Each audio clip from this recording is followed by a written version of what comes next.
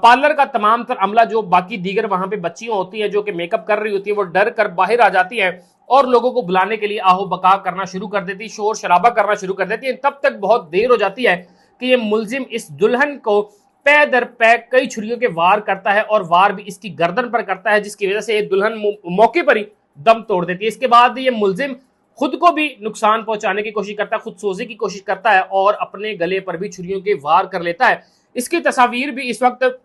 Social media और दीगर platforms पर मौजूद है कि जिसमें ये नौजवान खुद खून में लथपथ जो है इसी पार्लर के अंदर पड़ा होता है, लेकिन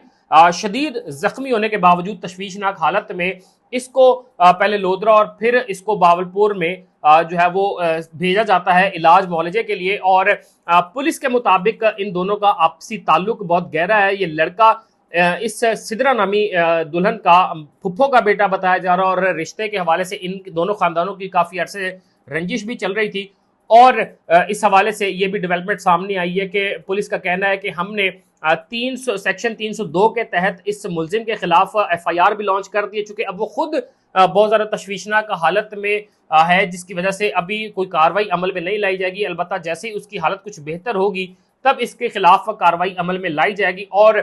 ये लोधरा का वाकया यकीनी तौर पर बहुत ज़्यादा अफसोसनाक है और बहुत से लोगों को इन्होंने जो है वो सोचने पे मजबूर कर दिया है कि हमारी ये नई नस्ल आखिर किस जानिब जा रही है। चूंकि अभी लड़की के हवाले से बताया जा रहा है कि जो लोग, कुछ दोस्त अहबाब हमारे जराए उस पार्लर के ओनर से जब मिलने गए तो उन्होंने बताया कि लड़की बहुत ज़्यादा खुश थी। इसमें कतई तौर पर ये पहलू सामने नहीं आता, चूंकि सोशल मीडिया पे लोग क्या सराई कर रहे हैं कि शायद इन दोनों का आपस में कोई मोहब्बत वाला रिश्ता था, जिसकी वजह से लड़का इस जो है वो सख्त और संगीन इकदाम करने पर मजबूर हुआ।